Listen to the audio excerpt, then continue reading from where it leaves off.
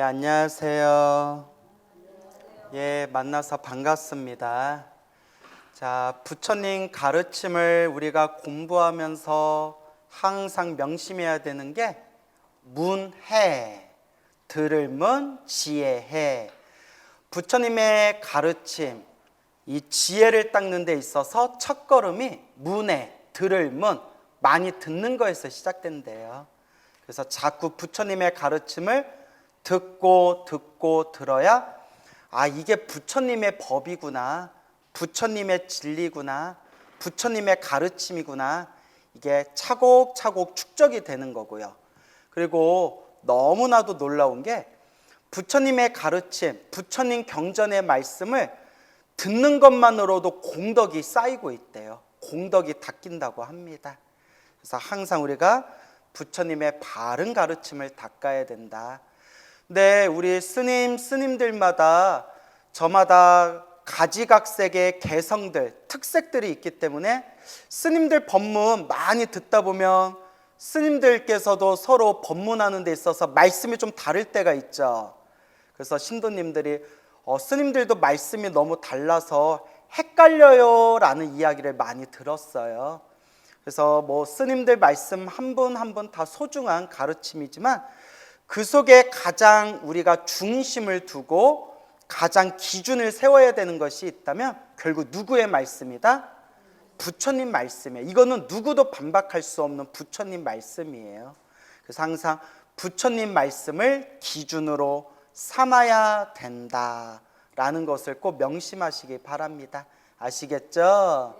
그래서 우리 공부하시는 불자님이 계시는데 그 불자님께서 이렇게 당신이 노트 정리를 해주신 노트를 보여주셨는데 제가 쏘스라치게 놀랐어요. 너무 정리를 잘 해놔가지고 정말 깜짝 놀랐거든요. 그래서 정말 나보다도 공부 열심히 한다. 그래서 여러분들이 찔려야 안 찔려요? 그래, 안 찔려요. 예, 안 찔려도 돼. 와주신 것만도 고마워요. 와주신 것만도 고마운데 그 노트 정리를 기가 막히게 잘한 걸 보고 제가 깜짝 놀랐어요. 그래서 이렇게 열심히 공부하시는 불자님들이 계시는구나. 그러면서 우리가 공부할 때 항상 명심해야 되는 게 스님들 말씀을 많이 듣는 것도 중요하지만 늘 마지막 기준은 뭐가 돼야 된다? 부처님 말씀이 돼야 된다. 그래서 제가 부처님 말씀을 다 좋아해요. 그래서 저도 책을 많이 보려고 노력하는 편인데 신도님들께 특히 초보 불자들에게 가장 많이 권하는 게 법구경. 법구경 다 들어보셨죠? 예, 법구경. 세계에서 세계인들이 가장 많이 읽은 불경 베스트 1위가 법구경이래요. 그래서 소승불교, 대승불교 할 것 없이 그 모든 불교권 혹은 불교를 믿지 않는 사람들도 가장 많이 접한 가장 대표적인 경전, 불경이 법구경이다라고 어디 책에서 본 기억이 있습니다. 그래서 법구경 많이 권하고요. 또 좀 기도 생활, 기도하고 신행 생활하고 무언가 좀 그런 대승불교의 가르침을 닦으시는 분들한테는 제가 또 개인적으로 지장경을 많이 읽어라 권해드려요. 무슨 경? 지장경. 왜냐하면 지장경이 불자들이 꼭 알아야 될 인과 업보의 가르침, 그리고 모든 중생을 구제하겠다는 불보살의 서원, 이런 것들이 아주 일목요연하게 정리가 잘 되어 있거든요. 근데 사실 지장경도 기초경전이에요. 무슨 경전? 기초경전. 대승불교에 들어가는 기초경전이기 때문에 우리가 수준을 높이자면 금강경도 참 좋아요. 금강경도 좋고, 그리고 여러분 한국의 불자라면 천수경 무조건 외우잖아요. 그죠? 여러분 천수경 외워요? 못 외워요? 외워요. 이제 막 외웠나 보네. 갑자기 자신 있게 이제 막 외웠죠? 예? 그러니까 아니에요? 갑자기 외워요. 그래서 이제 천수경도 비록 천수경이 기초경전이지만 천수경 한글 내용 하나하나를 음미하고 사유하면서 읽으면 천수경이 우리 불자들이 꼭 알아야 할 중요한 내용은 천수경 안에 다 들어있어요. 그래서 천수경의 핵심이 여러 관점, 신묘장구 다라니, 준재진언, 혹은 관세음보살님의 가피와 원력, 발언, 이런 여러 가지 관점에서 천수경의 핵심을 말할 수 있지만 천수경의 가장 중요한 핵심 덩어리를 표현하자면 보리심이에요. 보리심. 뭐라고요? 보리심. 완전한 깨달음을 얻고 모든 중생을 다 제도하겠습니다 라는 그 보리심의 마음이 천수경에 면면이 깔려 있어요. 그래서 천수경 독경하고 천수경 우리말로 사경하고 천수경 강의 들어보신 분들은 천수경 내용이 정말 좋구나라는 걸 아마 여러분들의 마음에 많이 느꼈었을 거라 생각을 합니다. 천수경도 좋고 반야심경도 좋고, 근데 반야심경도 어려워요. 600부는 600권을 뜻해요. 600권 반야경의 핵심을 270자로 딱 함축시킨 게 반야심경이에요. 그 얼마나 어렵겠어요. 딱 함축시켰으니까. 그 금강경, 저도 예전에 금강경을 참 좋아해서 열심히 금강경 공부했던 적이 있었는데, 금강경도 내용이 굉장히 심오해요. 아주 내용이 심오합니다.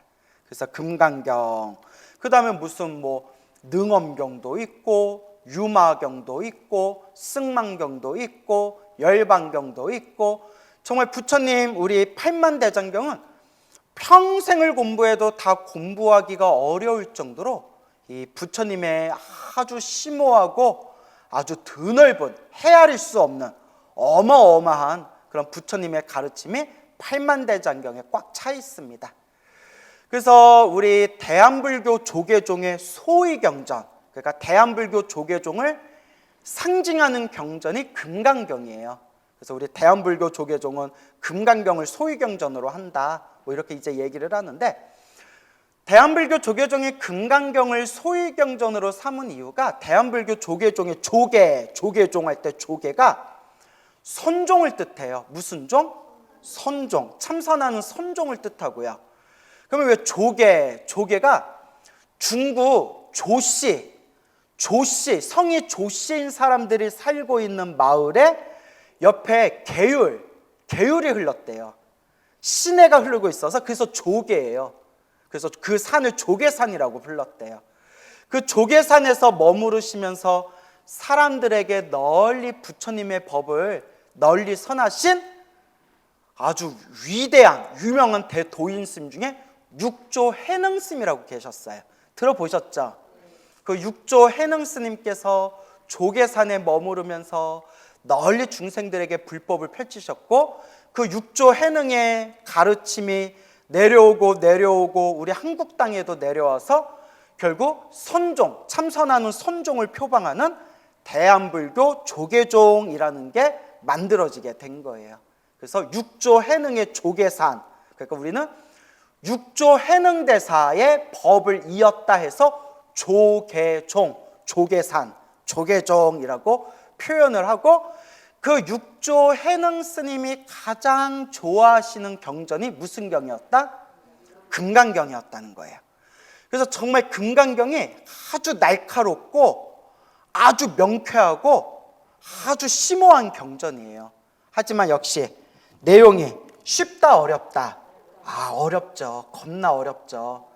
한 6,000자가 좀 안 돼요. 글자 숫자가 이제 5,000 몇백 자 정도가 된다는데, 저도 거의 금강경 거의 다 외웠던 적이 있었거든요. 그런데 정말 금강경을 음미하고 있으면 금강경 내용이 정말 좋구나.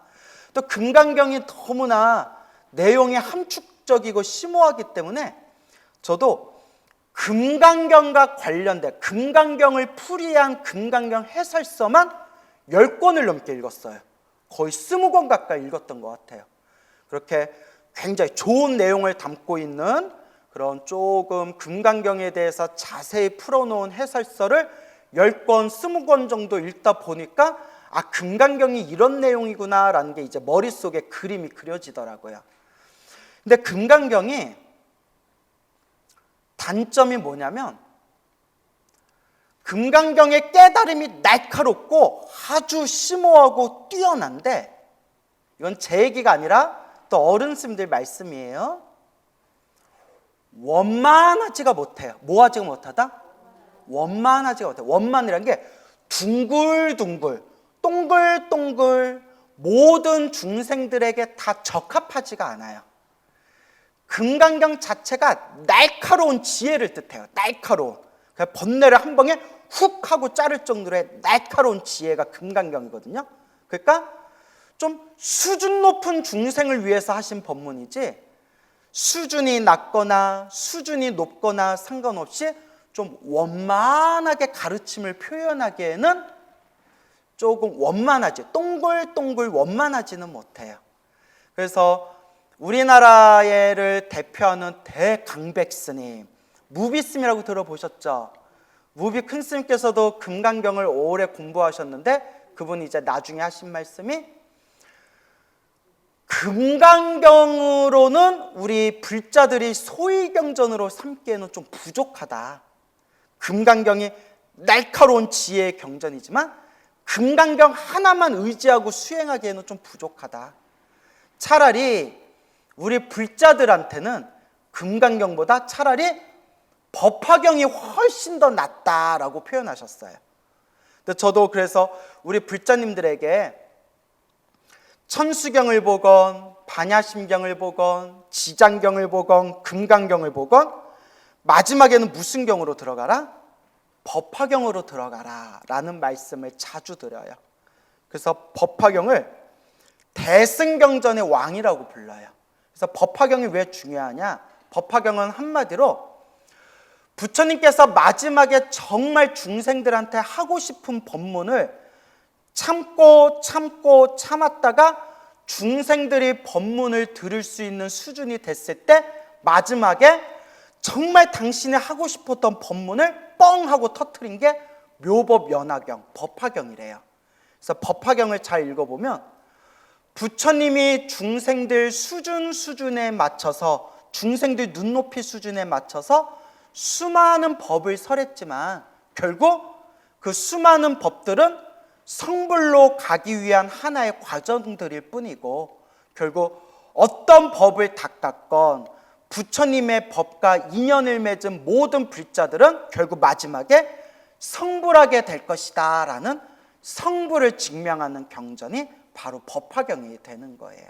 그래서 법화경을 결국은 수많은, 세상에 있는 수많은 강들이 동쪽으로 흐르는 강, 남쪽으로 흐르는 강, 서쪽, 북쪽으로 흐르는 모든 강들이 결국 바다로 모이게 되는데, 모든 강들이 바다로 모이듯이 부처님의 모든 설법이 하나로 모이는 곳이 바로 무슨 경이다? 법화경이다 라고 했습니다. 그래서 법화경, 대승경전의 왕이라고 하는 법화경이고, 그리고 법화경과 양대산맥이라고 불리우는 최고의 경전, 최상의 경전이 바로 그 유명한 대방광 불화엄경이 되겠습니다. 그래서 무비스님께서도 금강경 연구를 많이 하셨고, 그 다음에 한동안은 오로지 법화경만을 열심히 세상에 인간불교라는 이름으로, 사람이 부처님입니다 라는 이름으로 법화사상을 널리 전하시다가 요새는 당신이 수많은 부처님 경전을 공부했는데 최고의 경전은 역시 화엄경이었다 하면서 요새는 열심히 화엄법문을 하시더라고요. 그래서 근데 이제 우리 그 불교의 역사를 보면 화엄경과 법화경을 최상의 경전이라고 하되, 화엄경이 더 높으냐 법화경이 더 높으냐라는 것은 오랫동안 내려오던 서로의 논쟁이었어요. 그래서 법화경을 믿는 종파에서는 화엄경보다 법화경이 조금 더 위다라고 했고, 화엄경을 따르는 종파에서는 법화경보다 화엄경이 훨씬 더 위다, 이제 서로 이렇게 논쟁과 토론이 있었는데, 저는 이제 수많은 이제 논문도 보고 책도 보고 강의도 듣고 그냥 제가 얻은 결론은 그냥 다 좋다, 다 훌륭하다.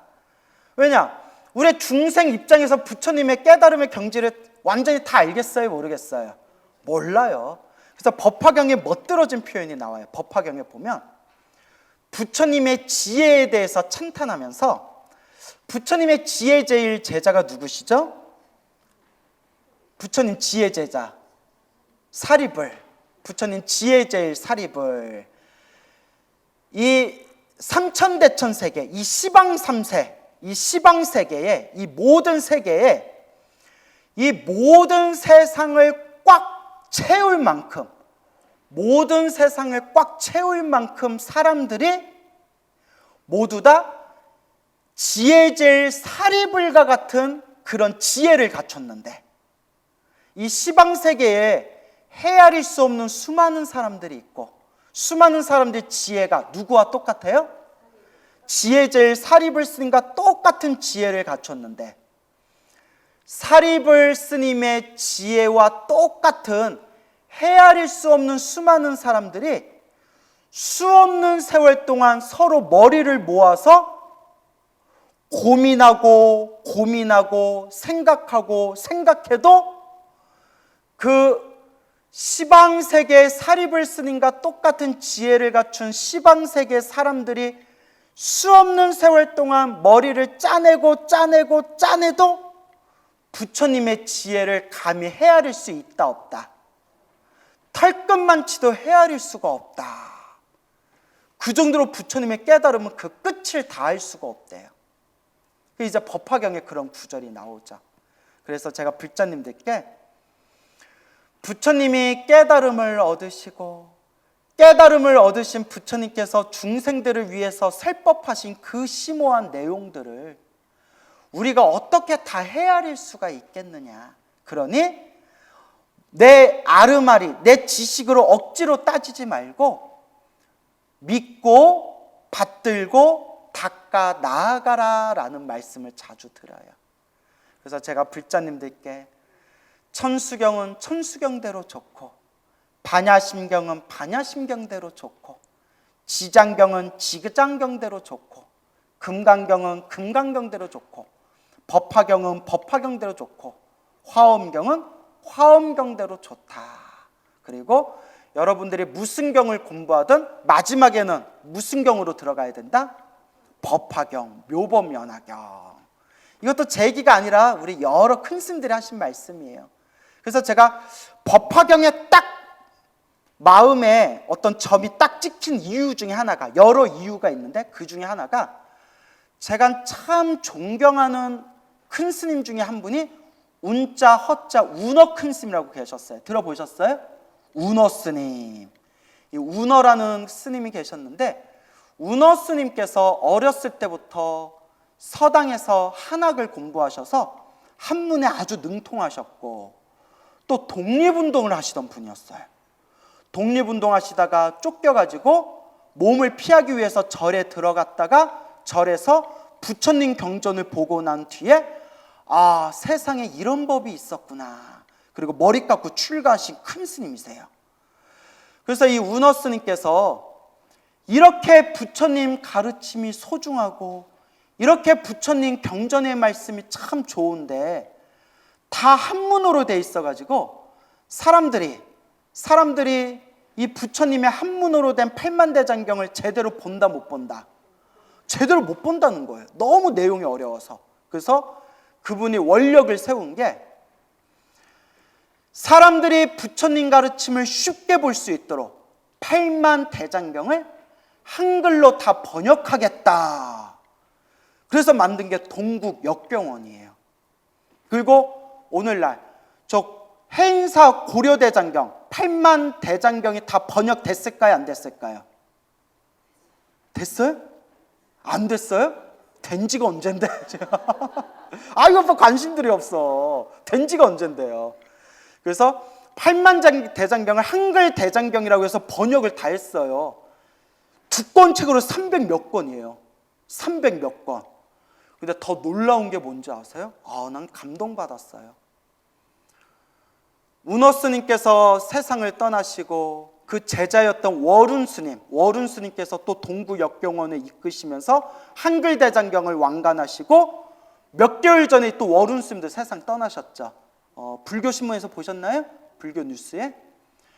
그런데 이 300권이 넘는 한글 대장경, 한글로 번역된 팔만대장경을 인터넷에 공짜로 싹 올렸어요. 예. 그래서 인터넷에 동국역경원 검색해서 들어가면 한글로 번역된 대장경을 다 볼 수 있어요. 그런데 이제 한 가지 안타까운 게, 첫째, 한글로 번역해도 어려워요. 여러분, 금강경 한자로 보면 어렵죠? 한자로 된 금강경 한글로 번역한 걸 읽어도 어려워요, 안 어려워요? 그러도 어렵잖아요. 여러분, 반야심경 한자로 보면 뭔 말인지 잘 모르겠죠? 근데 한자로 된 반야심경 한글로 번역해줘도 잘 알겠어요, 모르겠어요? 그러니까 분류가 참 어려워요. 한글로 번역을 했긴 했는데도 어려워요. 그래서 이제 우리 같은 스님들, 전문으로 공부하는 스님들이 이제 자료를 찾을 때 이렇게 이제 보는데, 그래도 신도들은 어려워해요. 그 다음에 두 번째 안타까운 점이 뭐냐, 좀 빨리빨리 번역하다 보니까 번역이 잘 된 것도 있지만 오역이 많아요. 뭐가 많아요? 오역. 좀 잘못 번역된 게 많아요. 저도 그래서 한글로 번역된 거 보다가 도저히 말이 안 돼서 제가 원문으로 비교해서 봤더니 은근히 잘못 번역된 게 많아요. 그래서 그런 것도 이제 자꾸 이제 앞으로도 계속 그 오역, 잘못 번역된 부분들을 2차, 3차, 4차, 5차로 계속 이제 가다듬고 또 이제 잘못된 부분 교정하는 그런 이제 계획들을 세우고 있더라고요. 그렇게 한글 대장경을 이제 원력을 세우신 그 운어 스님께서 얼마나 경전을 많이 보셨겠어요. 한마디로 그 당시 우리나라에서 부처님 경전을 제일 많이 보신 스님 중에 한 분이 바로 누구셨다? 운어 스님. 그리고 이 운어 스님께서 평생 연구하셨던 경전이 사실 능엄경이에요. 무슨 경? 능엄경. 수능엄경이라고 불러요. 수능엄경. 이 수능엄경이라고 하는데, 이 능엄경도 우리 대승불교의 가장 핵심이 되는 가르침을 담고 있는 경전으로서 특히 중국 불교사에 가장 큰 영향을 미친 경전 중에 하나가 수능엄경이에요. 능엄경. 근데 능엄경이 엄청나게 어려워요. 그래서 옛날에 능엄경을 뭐라고 했냐면 차돌 능엄이라고 불렀어요. 뭐라고 불렀다? 차돌 능엄. 차돌이 어때요? 예? 차돌이 어때요? 예. 단단하잖아요. 차돌박이 말고요. 예? 그래서 이제 차돌이 단단하잖아요. 그렇죠? 그래서 너무나 문장이 어렵고 내용이 너무나 어렵다고 해서 능엄경을 보면 뭐를 씹고 있는 느낌이다? 차돌을 씹고 있는 느낌이다 해가지고 차돌 능엄경, 차돌 능엄이라고 불렀는데, 그 가장 어렵기로 유명한 경전 능엄경을 평생 연구하신 분이 바로 누구시다? 운어 스님이세요. 그래서 운어 스님께서 번역하시고 또 운어 스님께서 법문하신 능엄경을 책으로 이제 시중에 나온 게 있는데, 그래도 어려워요. 좀 불교 공부를 어느 정도 하신 분이 봐야 좀 이해가 돼요. 워낙 어려워서. 그래서 저희 스님들도 능엄경 공부할 때 무조건 봐야 할 교재가 운어 스님 능엄경이에요. 그렇게 능엄경을 평생 연구하셨던 분이 바로 운어 스님이시고, 한글 대장경을 번역하시고, 아마 우리나라에서 부처님 경전을 가장 많이 보신 분 중에 한 분으로 손꼽히는 분인데, 예전에 어느 스님께서, 그분도 이름 되면 아주 유명하신 스님이에요. 인터넷 치면 나오는 유명하신 스님인데 몇 년 전에 세상을 떠나셨어요. 이 스님께서도 머리가 아주 총명하기로 유명하셨는데, 어느 날 운어 스님을 마주치게 되었대요. 운어 스님을 마주쳐서, 스님, 부처님 경전이 참 많습니다.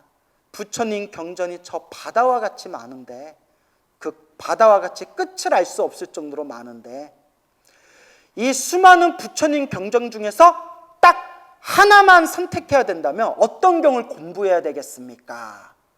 제가 그 내용을 딱 봤을 때 제가 무슨 경이라고 생각했을까요? 능엄경. 왜냐? 운어 스님이 평생 공부한 게 무슨 경이니까? 능엄경.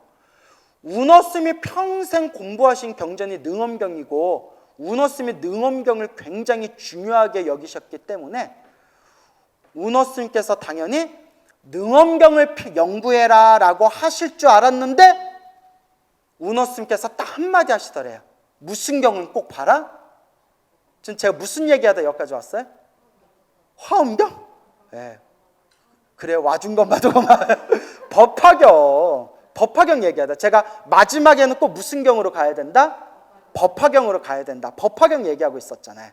그래서 운어스님께서 법화경은 꼭 봐야 된다라고 하셨다는 걸 듣고 책에서 보고 법화경이 이 운어스님께서 이렇게 이야기하실 정도면 법화경이 참 대단한 경전이구나. 그래서 공부하고 공부할수록 정말 대단하구나. 사실 저는 법화경보다 화엄경을 더 좋아해요. 사실. 근데 개인적으로 화엄경을 좋아하지만 화엄경을 불자님들한테 많이 법화경보다는 좀 덜 권유해 드리는 게 왜일까요? 어렵고 둘째가 맞아요. 너무 길어요. 법화경이 7권 28품이에요. 7권 28품이고 후대에 시간이 지난 뒤에 28품을 다시 나눠서 8권 28품이라고 돼요. 그러니까 7권이건 8권이건 28품을 어떻게 나눴냐에 따라서 7권 28품, 8권 28품 부르는데 이제 원래 구마라집 스님이 번역했을 때 7권 28품이었어요.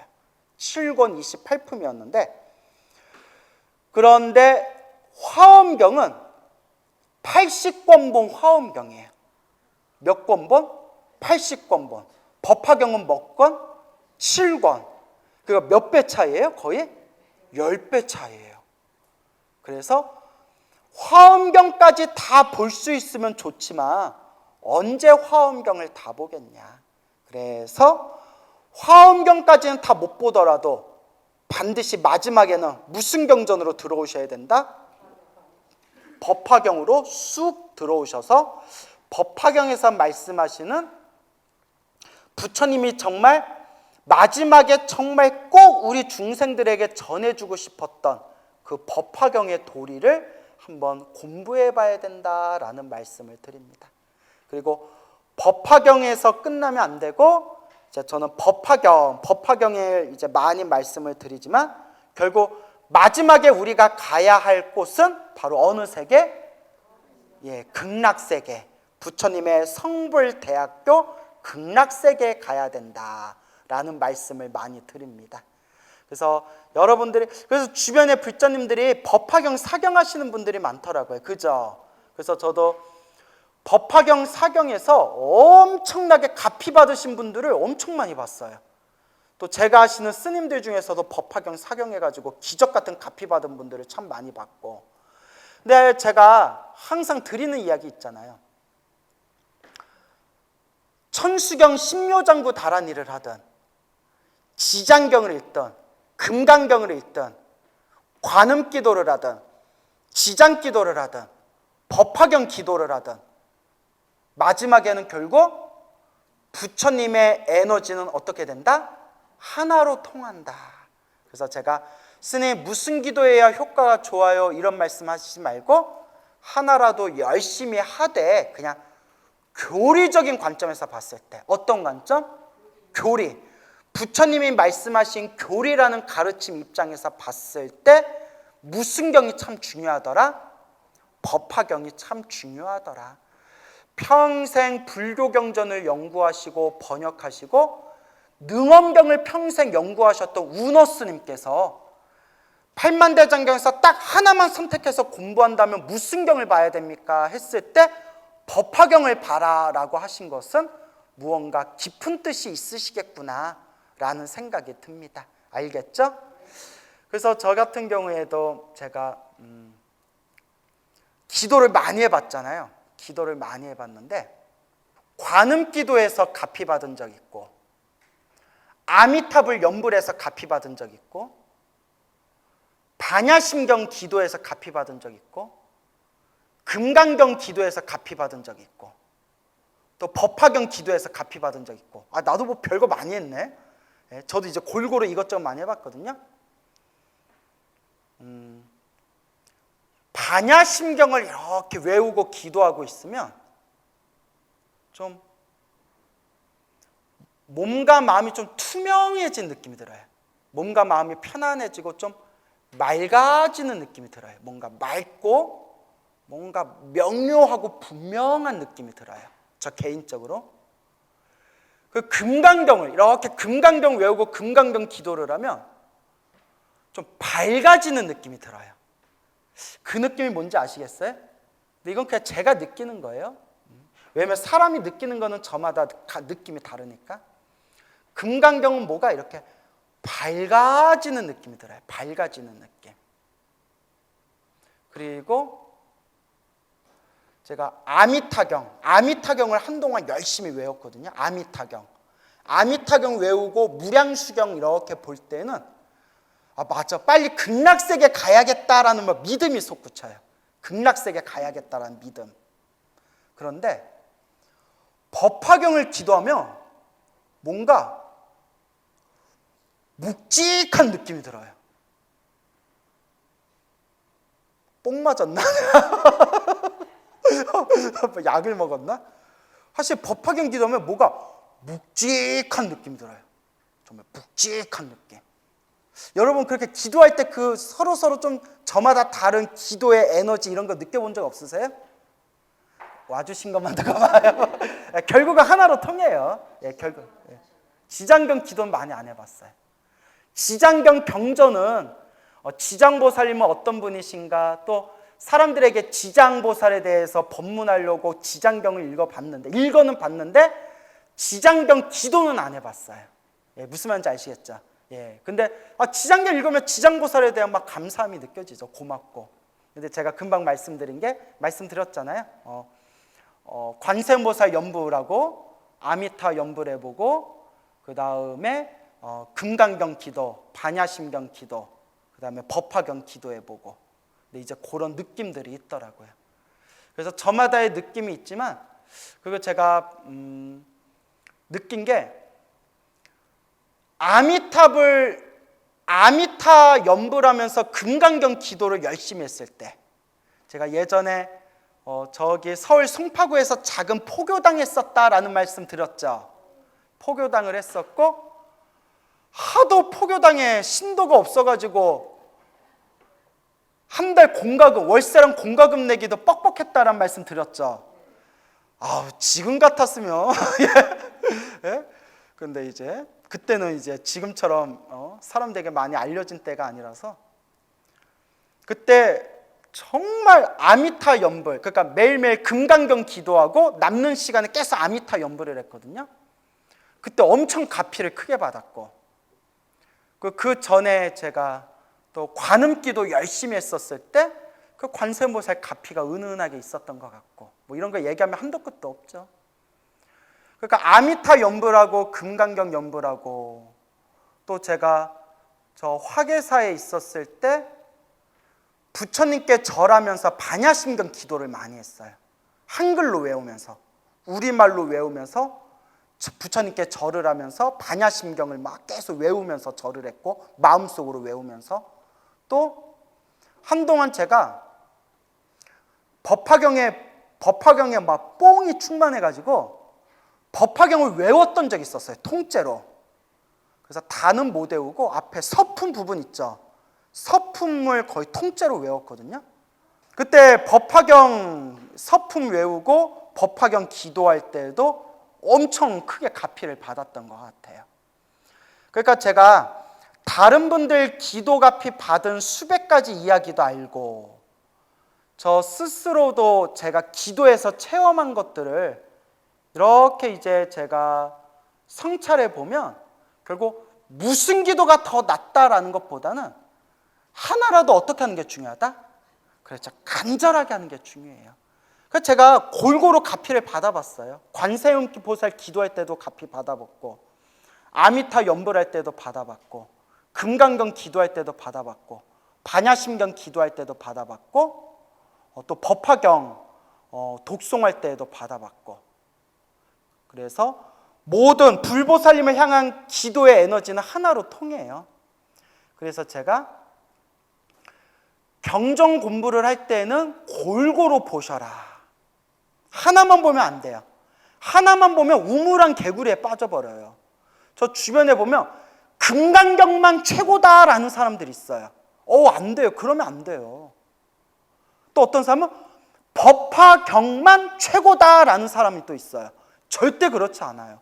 아니, 법화경만 최고고 금강경만 최고면 부처님이 뭐하러 아함경을 설하셨고, 뭐하러 유마경을 설하셨고, 뭐하러 다른 수많은 경전들을 설하셨겠어요. 부처님은 중생들 눈높이에 맞춰서 다 설하신 거거든요. 그러니까 부처님 경전은 하나하나 그대로 소중한 거예요. 그렇죠? 그래서 골고루 부처님 경전을 보시되 내가 의지하는 경전 하나를 딱 중심을 세워놓는 게 좋아요. 나는 천수경이 좋다면 천수경을 중심으로 하되 지장경도 보고 금강경도 보고 법화경도 보고, 나는 지장경이 내 스승으로 삼겠다 하면 지장경을 중심으로 삼되 천수경도 보고 금강경도 보고 법화경도 보고, 나는 금강경이 중심으로 딱 세우겠다 하면 금강경을 스승으로 삼되 금강경을 스승으로 삼은 그 중심 속에서 천수경도 보고 지장경도 보고 법화경도 보고. 무슨 말인지 알겠죠? 골고루 경전을 봐야 우물한 개구리에서 벗어나요. 그래서 여러분, 우리가 공상당 싫어하잖아요. 그렇죠? 나는 콩사탕이 싫어요. 이거 유명한 얘기 있잖아요. 우리가 왜 공상당을 싫어하죠? 공상당은 일당 독재잖아요. 공상당 하나 말고는 다 이렇게 숙청해버리잖아요. 모든 자유를 다 박탈하고 모든 어떤 다른 사람의 개성과 다른 사람의 사고방식을 다 억누르잖아요. 근데 우리 거만 최고다, 금강경만 최고다, 법화경만 최고다, 이것만 최고다 하면 그게 뭐가 되는 거예요? 그게 공상당이에요. 불교 공상당이 되는 거예요. 무슨 말인지 알겠죠? 그래서 원만하게 보되 다만 교리적인 부처님 가르침, 교리적인 입장에서 보면 마지막에 어디로 들어오기는 해야 된다? 법화경. 왜냐? 법화경의 법화사상 자체가 그 당시 있었던 수많은 불교의 교리를 마지막에 하나로 싹 통합하는 역할을 하는 게 법화경이에요. 그대들이 부처님이 중생들 수준에 맞춰서 법을 설하되 결국 그대들이 어떤 법을 닦았건 부처님의 법과 인연을 맺은 불자들은 결국 성불하게 될 것이다. 수많은 동쪽으로 남쪽으로 서쪽으로 북쪽으로 흐르고 있는 강들을 다 바다로 하나로 모이듯이 수많은 부처님들의 가지각색의 부처님의 법을 닦고 있는 수많은 불자들을 법화경의 그 법화 가르침 안에 싹 이렇게 하나로 통합하는 거예요. 그걸 법화경에서 뭐라고 하냐면 일불승. 들어보셨죠? 워낙 유명해서 일불승. 그대들이 어떤 수레를 타고 있건 결국은 부처님 성불이라는 하나의 수레에 올라서게 될 것이다. 일불승. 그래서 제가 불자님들께 법화경은 꼭 공부하셔라 라는 말씀을 드립니다. 알겠죠? 그래서 그렇다고 법화경만 또 최고다라고 하면 돼요? 안 돼요? 안 되죠. 그러면 법화 공상당이 되는 거예요. 예. 금강경만 최고다 하면 금강 공상당이 되는 거예요. 부처님의 팔만대장경, 부처님의 말씀 하나하나는 다 소중하기 때문에 부처님의 가르침을 다 소중하게 여기되 내가 가장 좋아하는 경전을 중심으로 삼고, 그리고 또 여러분들이 골고루 부처님 경전을 공부하되 반드시 무엇은 좀 깊이 봐야 된다? 법화경을 깊이 봐야 되고, 여유가 있다면 뭐까지 보면 더 좋다? 화엄경까지 보면 더 좋기는 좋겠는데 양이 너무 많아가지고 일단 법화경까지만이라도 한번 깊이 공부했으면 좋겠다라는 말씀을 드립니다. 알겠죠? 자, 그래서 우리 불자들이 공부하는 데 있어서 지혜를 닦는 데 있어서 첫걸음이 무슨 해라고 한다고 했죠? 문해. 그 문해 이야기를 하면서 경전은 어떻게 공부해야 된다 말씀드렸죠? 골고루 봐야 된다. 골고루 봐야 되고 그 골고루 보면서 자기가 가장 좋아하는 경전을 중심에 딱 세워서 공부해 나아가면 된다. 뭐 이런 등등의 말씀을 드렸습니다. 그래서 우리 팔만대장경에 나와 있는 불교설화 혹은 부처님의 설법을 보면 과거 전생에서부터 이 부처님의 가르침을 외우고 되새기고 공부한 그 공덕의 힘으로써 다시 태어날 때 아주 훌륭한 아주 좋은 선업, 복을 받고 복을 가지고 태어나는 내용들이 굉장히 많습니다. 그래서 우리가 경전을 공부할 때 보면 부처님 경전에도 이 경전의 한 구절 한 개송이라도 외우거나 수지 독송한다면 헤아릴 수 없는 공덕을 얻게 될 것이다 라는 표현들 많이 나오죠. 그래서 뭐 금강경에도 그 유명한 사국의 금강경 사국의 공덕에 대한 이야기가 나오지 않습니까? 삼천대천 세계 이 우주를 꽉 채울 만큼 7가지 보배로 이 삼천대천 세계 우주를 꽉 채울 만큼 그 수많은 보배를 보시했다 하더라도 차라리 무엇을 외우고 무엇을 남에게 가르쳐 주는 게 더 낫다? 사구계를 외우고 사구계를 다른 사람들에게 전해주는 것이 훨씬 더 공덕이 크다. 그래서 우리가 이걸 법공양이라고 불러요. 무슨 공양? 법공양이라고 부르죠. 그래서 우리가 부처님 가르침을 공부하면서 이 부처님의 가르침, 부처님의 말씀 한 구절 한 개송만이라도 우리가 외우고 되새기는 것만으로도 크나큰 공덕을 쌓을 수가 있다.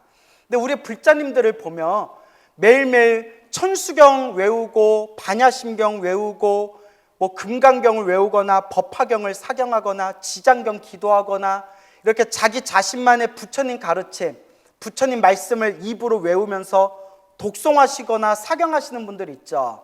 그 공덕이 얼마나 크겠어요. 엄청나게 크나큰 공덕을 얻게 됩니다. 하지만 그렇게 공덕을 잘 닦아도 볶아먹는 경우가 있대요. 이걸 많은 불자님들이 이런 부분에 대해서는 가만히 대화를 하거나 이렇게 하시는 말씀을 들어보면 다들 자기들이 절에 다니면서 복 지은 것만 생각하지 뭐 한 거는 생각 안 해요? 볶아먹는 건 생각 안 해요. 동감하십니까? 그러니까 내가 절에 가서 부처님 앞에서 절을 올리거나 기도하거나 쌀 올리거나 공양 올리거나 봉사하거나 내가 선업 공덕을 지은 거는 기억을 하는데 자기가 알게 모르게 볶아먹는 것은 기억을 못해요. 일부러 안 하는지. 그래서 이런 부분들, 그래서 제가 항상 불자님들께 드리는 말씀이 늘 복을 지어라, 복을 지어라, 복을 지어라 말씀드리면서 또 항상 드리는 얘기가 무엇을 까먹지 말아라? 복을 까먹지 말자라는 말씀을 많이 드렸잖아요. 석가모니 부처님 당시의 일입니다. 석가모니 부처님 아래 수행을 했던 어느 비구 스님 두 분이 이렇게 이제 길을 걷다가 길을 잃어서 깊은 산 속에 들어갔대요. 깊은 숲 속에 들어갔는데 막 길을 잃어가지고 이거 마을로 가려면 어디로 가야 되지 막 헤매고 있는데 저쪽에 환한 광명이 비추더래요.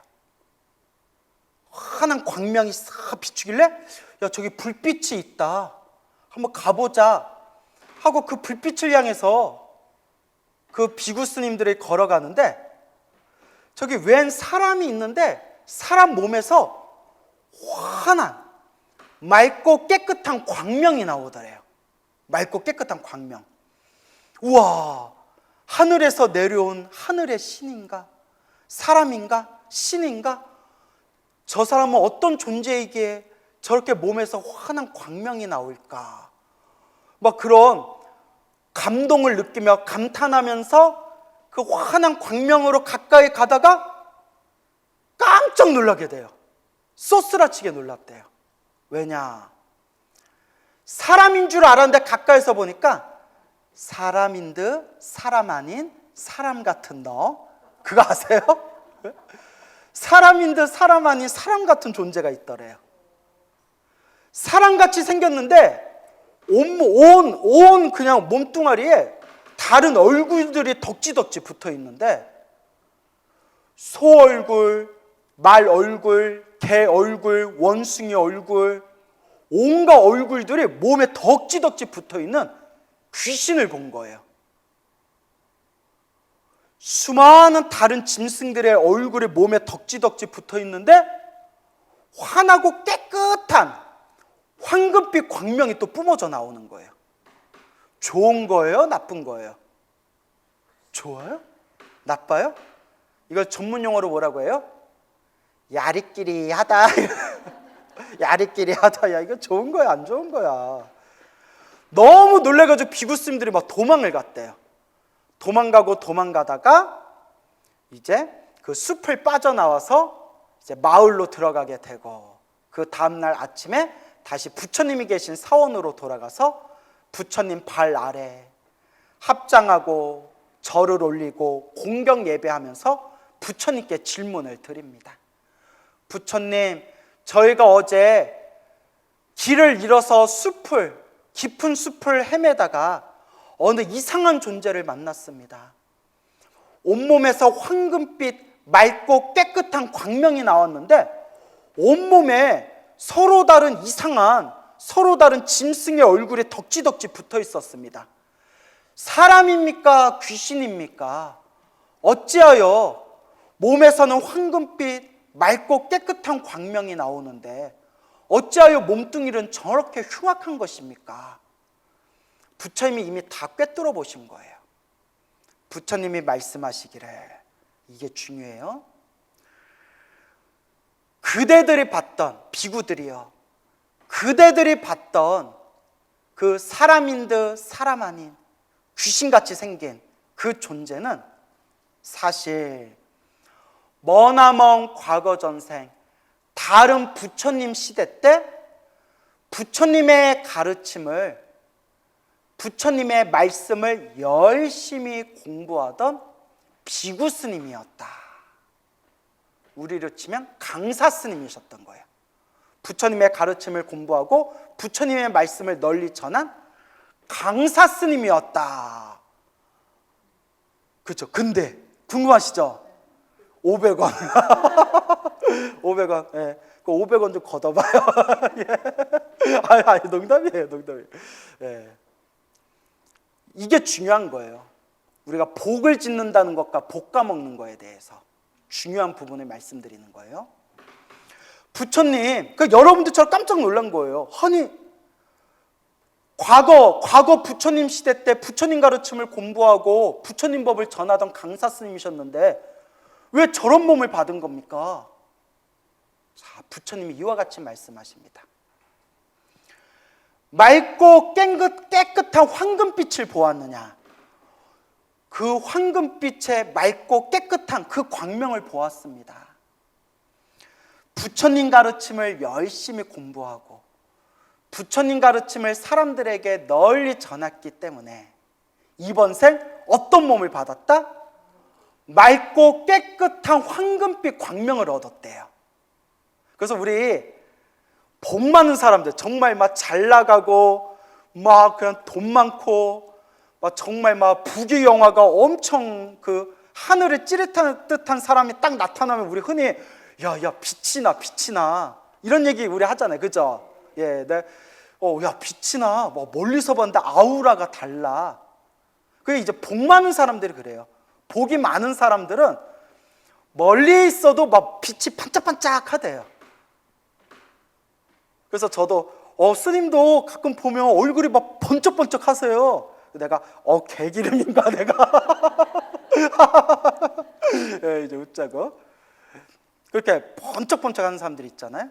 물론 겉보기에는 꾀죄죄한데도 알고 봤더니 막 재벌 회장님이고 뭐 이런 일도 있지만, 우리가 흔히 잘 나가는 사람들 보면 야 멀리서 봐도 빛이 나 뭐 이런 표현 쓰잖아요.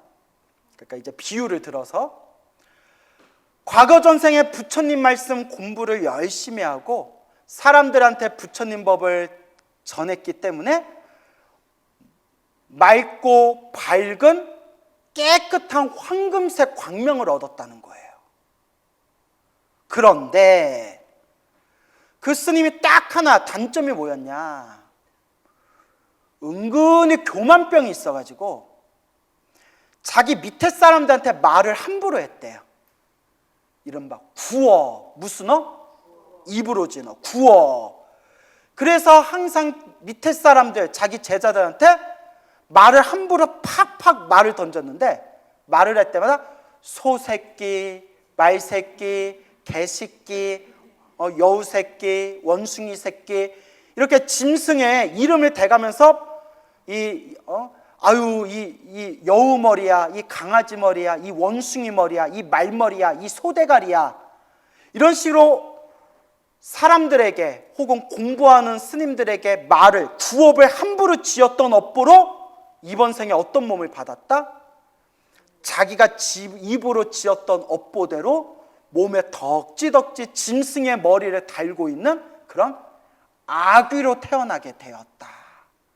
귀신, 아귀로 태어나게 된 것이다 라는 말씀을 하셨습니다. 무섭죠? 저도 이 얘기 처음 듣고 무섭더라고요.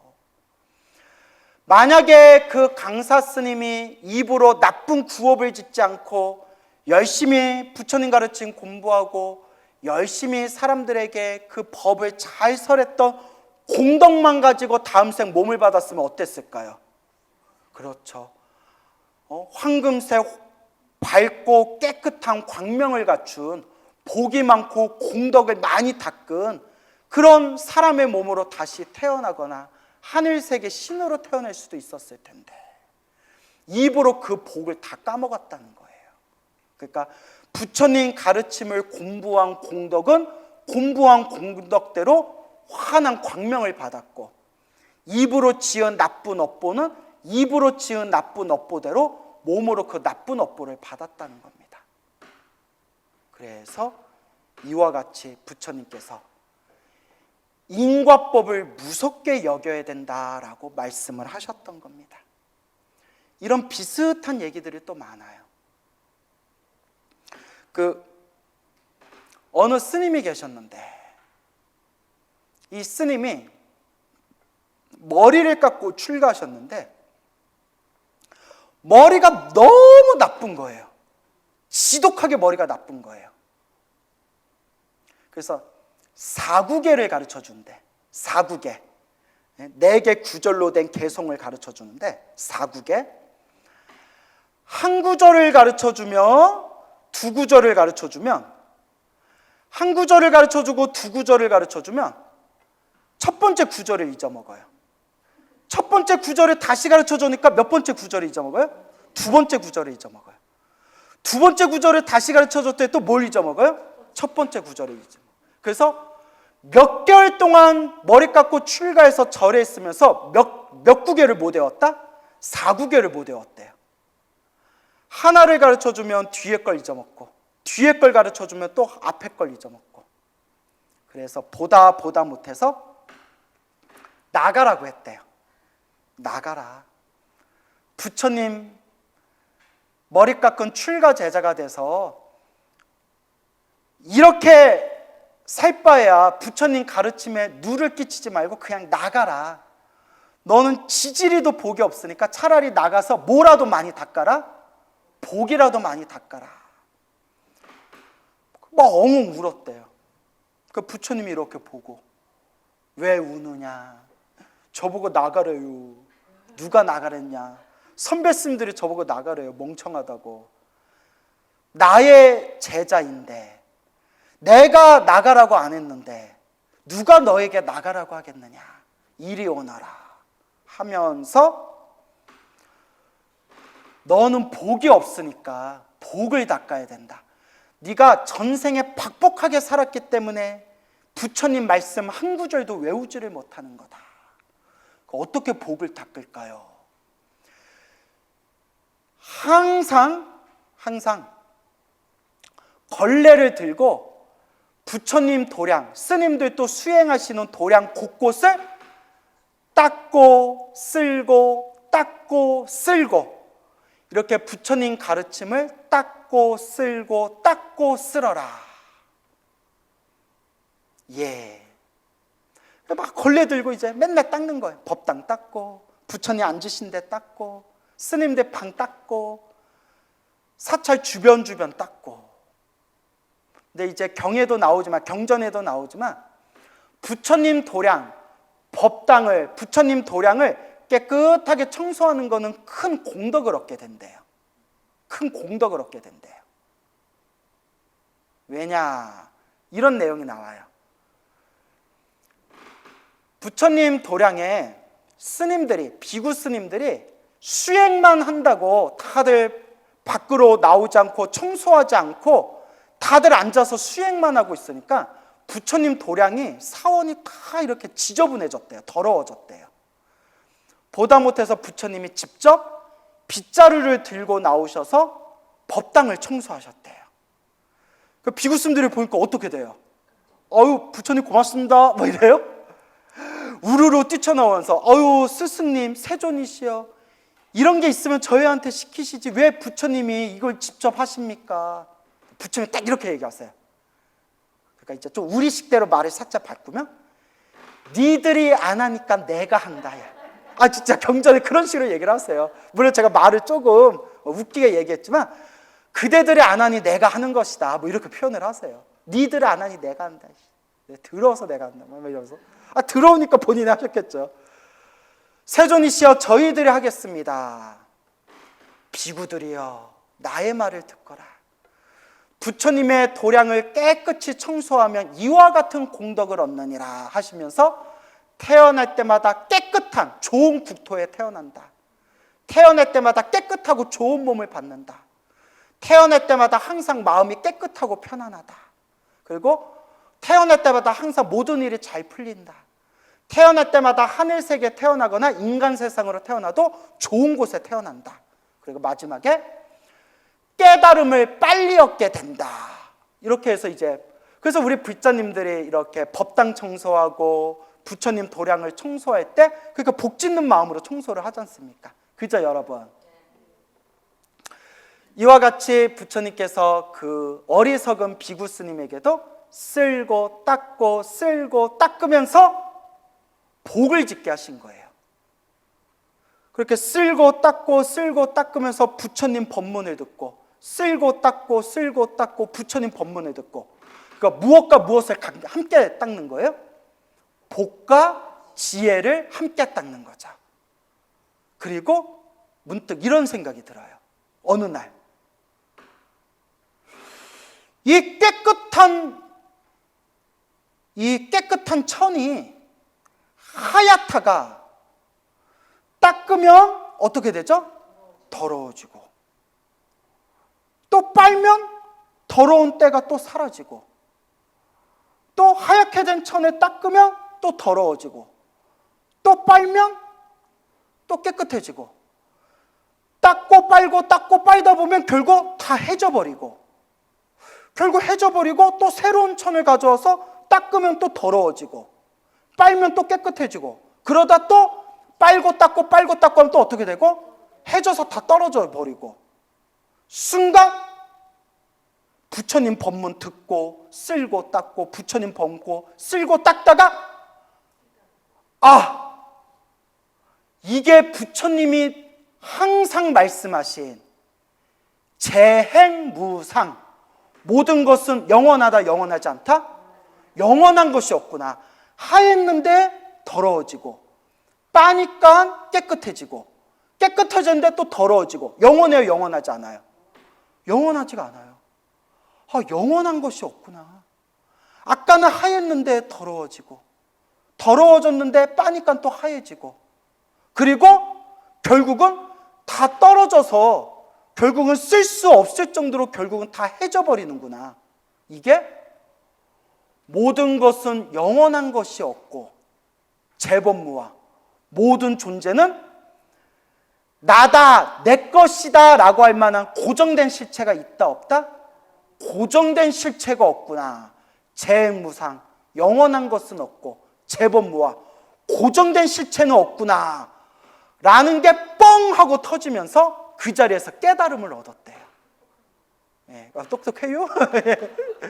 완전한 깨달음, 아라한이 됩니다. 나중에 그 자기네들이 절 밖으로 내쫓으려고 했던 멍청하고 어리석었던 그 비구 스님이 부처님 아래 닦고 쓸고 법문을 듣다가 모든 것은 영원한 것이 없고 모든 존재는 고정된 실체가 없구나. 그러므로 그 무엇도 집착할 바가 없구나. 집착할 게 없구나. 라는 걸 깨닫는 순간 아라한이 되었고, 거룩한 성자 아라한이 되었을 때 수많은 비구 스님들이 부처님께 가서 여쭤봅니다. 부처님, 저 비구 스님은 저렇게 멍청했는데 어떻게 부처님 발 아래 부처님의 가르침을 받고 나서 닦고 쓸고 법문 듣다가 어떻게 저렇게 한 방에 깨쳐서 아라한이 될 수 있었던 겁니까? 그리고 보살님이 아까 아이고 알고 보니 똑똑했네 이러셨죠. 도대체 저렇게 아라한이 될 수 있을 정도로 공덕이 있던 사람이 왜 저렇게 멍청하고 왜 저렇게 어리석었던 것입니까? 왜 저 비구 스님은 어리석고 멍청하게 살았으며 어떤 인연이 있었기에 부처님 가르침을 받아서 한 방에 아라한이 될 수 있었습니까? 부처님께서 이것도 다 인연법이다. 무슨 법이다? 인연법이다. 부처님이 이렇게 얘기하시는 거예요. 아까하고 이야기가 비슷한 거예요. 저 비구는 수많은 과거 전생 다른 부처님 시대 때 석가모니 부처님 이전에 출연하셨던 부처님 시대를 과거불이라고 불러요. 무슨 불? 예, 과거에 오셨던 부처님들. 과거불. 과거의 부처님 시대 때 부처님의 가르침을 열심히 공부하고 사람들에게 부처님 법을 널리 전했던 강사 스님이었다. 무슨 스님이었다? 강사 스님. 강사 스님이었는데 머리가 너무 똑똑했대요. 아주 지혜롭고 머리가 아주 총명해서 뭘 한 번 보면 그냥 한 번 보고 한 번 들으면 그냥 통째로 다 외워버렸대요. 부럽죠? 우리는 막 몇 번을 외워도 외울까 말까 하잖아요. 그렇게 똑똑했던 비구 스님이었는데 교만병이 있었대요. 무슨 병? 교만병. 그래서 항상 다른 스님들, 자기보다 총명하지 못한 다른 스님들 보면서 항상 우습게 보는 그런 습관이 있었대요. 그래서 다른 스님들을 보면서 에휴 멍청한 비구, 에휴 어리석은 비구, 에휴 그것도 몰라, 아유 뭐하러 중노릇 하냐 라는 식으로 구업을 너무 많이 지었기 때문에 이번 생에 어떤 몸을 받았다? 스스로 멍청하고 어리석은 머리를 받게 되었다. 무섭죠? 그래서 저도 여러분들한테 항상 입버릇이 와준 것만도 고맙습니다. 진짜 와준 것만도 고맙습니다. 구업 안 지으려고 아유 이럴 거면 왜 왔냐 막 이래버리면 엄청 구업 짓는 거잖아요. 와준 것만도 고맙습니다. 제가 늘 그렇잖아요. 진심이에요. 진심으로. 그런데 비록 그렇게 구업을 지어서 이번 생에 어리석고 멍청한 그런 업을 받았지만 그래도 과거 부처님 시대 때 열심히 공부하고 사람들에게 부처님 법을 널리 전했기 때문에 그 공덕의 힘으로 석가모니 부처님을 만나서 석가모니 부처님의 가르침을 받아서 석가모니 부처님 아래에 업장을 빨리 소멸하고 이렇게 빨리 깨달음을 얻을 수 있었던 것이다 라고 부처님께서 말씀하십니다. 우와, 무섭죠, 여러분? 이게 인연법이에요. 근데 여러분들도 지금 이번 생에 이렇게 절에 다니시고 부처님 가르침 귀 기울여서 공부하시고 부처님 가르침 공부하는 걸 좋아하시니까 알게 모르게 지금 여러분들도 뭐가 쌓이고 있다? 부처님 법이 쌓이고 있는 거예요. 부처님 가르침의 공덕이 여러분들 지금 다 쌓이고 있는 거예요. 그러니까 지금 이번 생에 복만 안 까먹으면 다음 생에 사람으로 태어날 때 이번 생 뭐 알고 들었건 모르고 들었건 부처님 가르침 공부한 인연으로 다음 생에 어떤 몸을 받게 된다? 지혜 총명한 똑똑한 사람의 몸을 받게 됩니다. 내 얘기가 아니라 어디에 나오는 얘기예요? 부처님 가르침에 나오는 이야기예요. 믿습니까, 여러분? 예. 또 이와 또 비슷한 이야기가 있습니다. 부처님 제자 중에 아주 훌륭하시고 뛰어나신 비구 스님이 계셨어요. 부처님 아래 일찍 출가해서 열심히 수행해가지고 모든 번뇌와 욕망이 사라진 거룩한 성자 아라한이 되셨대. 아라한이 되셨는데 이 아라한 스님이 굉장히 키가 작으셨대요. 거의 어린아이, 뒤에서 보면 앤가 싶을 정도로 키가 굉장히 작으셨대요. 몸집이 되게 왜소하셨대요. 비구 스님이었는데. 그러다 보니까 본의 아니게 어렸을 때부터 성인이 된 뒤에도 항상 사람들한테 놀림을 받거나 사람들한테 무시를 많이 당했대요. 근데 뭐 여자들 세계는 잘 모르겠지만 남자들 세계는 좀 그런 게 있어요. 아무래도 키 크고 등치 좋으면 어디 갈 때 시비가 잘 걸릴까요? 덜 걸릴까요? 시비가 덜 걸려요. 그래서 좀 봤을 때 좀 만만하다 싶으면 저처럼 싸움 못하게 생겼으면 순딩순딩하게 생겼으면 시비가 잘 걸릴까요? 안 걸릴까요? 잘 걸려요. 그러니까 몸이 그렇게 막 너무 왜소하니까 굉장히 많이 무시받고 사람들에게 조롱을 많이 받았었대요. 그때 비구 스님들이 이렇게 부처님께 찾아가서 질문을 드립니다. 부처님, 저 비구 스님은 저렇게 부처님 아래 열심히 수행해서 거룩한 성자 아라한이 되었습니다. 아라한이 될 정도로 저렇게 공덕을 많이 닦으신 분이 왜 태어날 때부터 저렇게 몸이 왜소해가지고 사람들한테 조소를 받고 사람들에게 조롱을 받고 사람들한테 무시를 당하고 왜 저렇게 왜소한 몸집 때문에 왜 저렇게 고생을 많이 하시는 겁니까? 라고 하니 부처님께서 이와 같이 말씀하십니다. 이것도 누가 지은 업의 인연이다? 내가 지은 업의 인연이다. 저 아라한 비구 스님은 수많은 과거 전생, 과거 부처님 시대 때 열심히 수행을 하던 비구 스님이었는데 굉장히 키가 크고 잘생기고 아주 좋은 집안에 태어나서 남부러울 게 없는 비구 스님이었다. 대충 이제 눈치채셨죠? 집안이 빵빵해서 남부러울 것도 없고 키도 크고 잘생기고 힘도 세고 머리도 아주 똑똑하고 그래서 수행을 했지만 수행의 힘이 많이 부족했기 때문에 번뇌와 망상의 힘 때문에 무슨 병이 있었다? 교만병이 있어서 항상 어딜 가나 사람들을 무시하고 낮춰보는 그런 나쁜 업의 습관이 있었다. 이제 눈치채셨죠?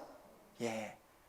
자기가 너무 잘났기 때문에 그게 어렸을 때부터 교만병이 생겨서 항상 사람들을 보면 무시하고 낮춰보는 업의 습관이 있었는데 심지어는 수행자들 중에 존경받아 마땅한 분, 마땅히 존경하고 공경해야 할 덕이 높은 스님들이나 그런 훌륭한 수행자들조차도 교만한 마음으로 무시하고 낮춰봤기 때문에 남들을, 그리고 훌륭하신 분들을 무시하고 낮춰봤던 그 업보로 인해서 어떤 몸을 받았다?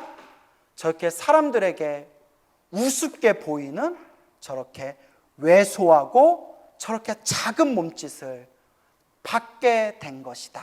하지만 그러나 과거 전생 비구 스님으로 살았을 때 수행만은 열심히 했기 때문에 열심히 수행했던 공덕의 힘으로 인하여 석가모니 부처님 시대 때 석가모니 부처님을 만나 수행해서 결국 무엇을 얻게 되었다? 아라한의 깨달음을 얻게 되었다.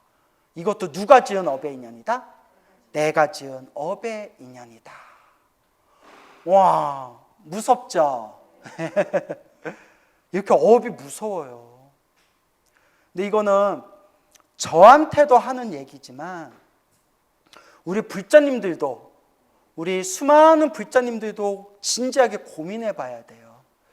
여러분들, 이건 우리한테 하는 얘기예요. 여러분, 불교는 나를 보는 거예요. 나를 보는 건데 우리한테 하는 얘기인데, 우리가 절에서는 열심히 기도하고 절에서 부처님께 열심히 부처님께 기도하고 복을 닦으면서도 절에서 기도는 열심히 하고 복은 열심히 닦으면서도 나 잘났다라는 생각으로 주변에 막 민폐 끼치고 자기 마음대로 성질 부리고 새로 오신 신도님이나 자기보다 조금 좀 부족하다 보이는 신도를 막 함부로 대하고 무시하는 그런 불자님들 있잖아요. 그렇죠?